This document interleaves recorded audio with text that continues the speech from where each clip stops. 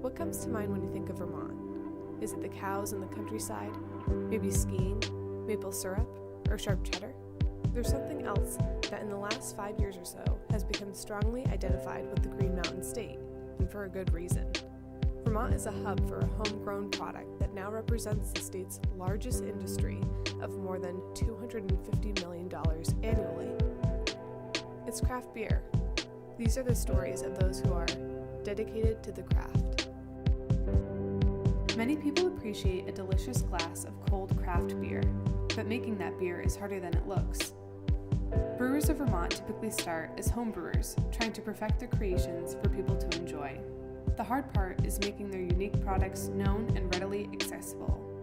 The question of oversaturation comes up a lot, and if you look at the model in Europe where there is a brewery in every community, literally sometimes on every corner, and that market's not overly saturated. It's about finding your community brewery. The National Brewers Association economist fully agrees with that and doesn't believe that there is a bubble that's going to burst anytime soon. There's still a lot of room for growth. It's challenging for the small startups because there's a finite number of tap handles in the state, and there's a finite amount of shelf space. And so they are battling to get their name out, to get their product known, and then to share that shelf space and to get a tap handle at some of the craft beer bars in the state. They need to get a distribution permit or license either for themselves, or they need to sign up with a distributor. So there's costs associated with that. And getting their name out when there's so many other wonderful products. You know, one of them joked to me last week that they feel invisible right now, and what can they do to get their name out and in front of people. And that's part of what the association is here to do, is to help those smaller startups market themselves, get their name out in the community so people know that they exist and that their product is good. People don't win awards for anything other than quality. So Vermont is making very high quality beer. That's why we've gotten the national and international attention we have. That's why beercations are real things. That's why millions of people are coming into tap rooms every year. It's why our industry is $376 million worth of economic impact. We have exceeded maple syrup in their economic impact, and we've exceeded the on-mountain ski industry. Craft beer is a force to be reckoned with here in Vermont as it relates to tourism, for sure.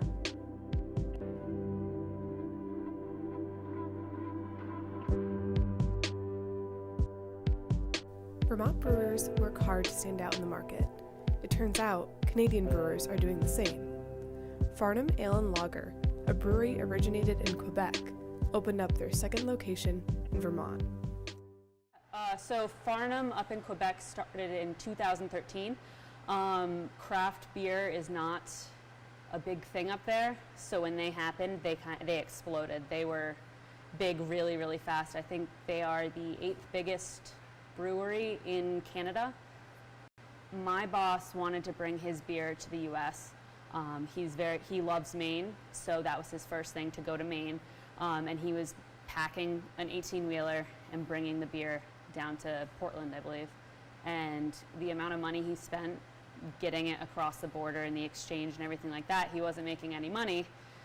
So he wanted to have a brewery here. So he heard that Infinity was selling. So we bought out that space while this building was being built, and we just kind of let Vermont influence the Quebec beer that they already have. So our recipes are similar in some cases, but others it has the twist because they like their maltier beers. We're definitely hop-based, so we kind of just let Vermont influence the Quebec recipes. For Vermont brewers, it is important to understand what the market wants to drink. Farnham is targeting the beer lovers who are looking for something that is getting harder to find in Vermont: easy drinking beers. I think we do simple beer really well. We don't necessarily do all the funky stuff, but we have beer that's reliable, that's easy drinking, and I think a lot of people appreciate that because sometimes you can get lost in all the unique beers and you just want a solid beer to drink that's local. So I think we do that pretty well. Vermont brewers are all trying out different styles and tastes in order to stand out in the industry. All of these styles, however, can be overwhelming. I think Eventually, it's going to get to the point where there are too many. And I don't think people are going to lose interest, but it's already getting to the point that new breweries, you don't hear about them as quickly because you're just so overwhelmed with the amount as it is. There's going to be a breaking point. I was talking to one of the gentlemen from the DLC, and he was looking at the trends even the past 15 years, how wineries were a thing, and then distilleries, and now craft beer, and he says everyone reaches the plateau. In an industry where you can only have so many, tap lines can be hard to come by. Many breweries have their own way of distributing their beer and getting people into the tasting room. But in many retailers, where it is pay to play, brewers have to work a little harder to get featured. We're not trying to be the next Alchemist or Hill Farmstead or anything like that. We're just going to do our thing, and people, I think, appreciate that. Our main goals, I always say, are to be affordable, accessible, and drinkable. So that's kind of the motto we're trying to go with. Breweries in Vermont range from garage homebrew systems to large-scale breweries that produce hundreds of thousands of gallons per year. Magic Hat, based in South Burlington, is one of those breweries. So Magic Hat Brewing Company started in 1994 by two gentlemen, Alan Newman and Bob Johnson. We started on a spot on Flint Ave, moved to this current location on Bartlett Bay Road in 97, and are currently producing about 120 to 130,000 barrels of beer a year. The Vermont craft beer market is, we're spoiled, for lack of a better term. There's a plethora of super talented brewers who are doing a lot of different things, and so there's no shortage of good beer anywhere. On top of all the great things everybody is doing, it is a very welcoming community. So lucky enough to be friends with a lot of the guys from the other breweries, worked with them, worked under them, trained under them, and it's a nice community of people who are all looking to help each other out to elevate what we do as a whole.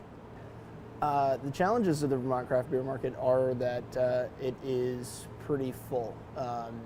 I wouldn't say saturated, but for a state with only 600,000 people to have, I think there's like 60 something operating breweries and another 10 to 15 in planning currently. So it's there's a lot of competition, but it will breed better things.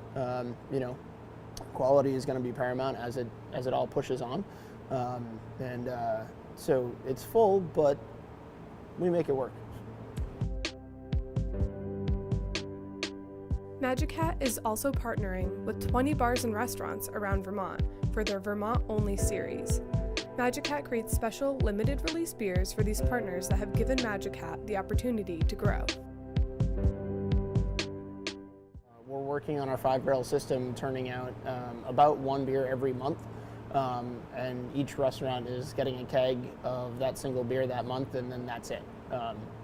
So it's a chance for us to really give back to the community that allowed us to grow and become kind of the bigger brewery that we are. And also a chance to thank some of the people that continually push the beer scene in the area through those bars and restaurants. They're very critical partners for all of us breweries, and it's very exciting. We have a pretty unique struggle in the Vermont market as a whole. We've been around a lot longer than some of the other breweries, and so as we've grown and become successful, it's almost a slight negative take in the eyes of Vermont. Vermont has always had a very strong support local culture, which is absolutely fantastic.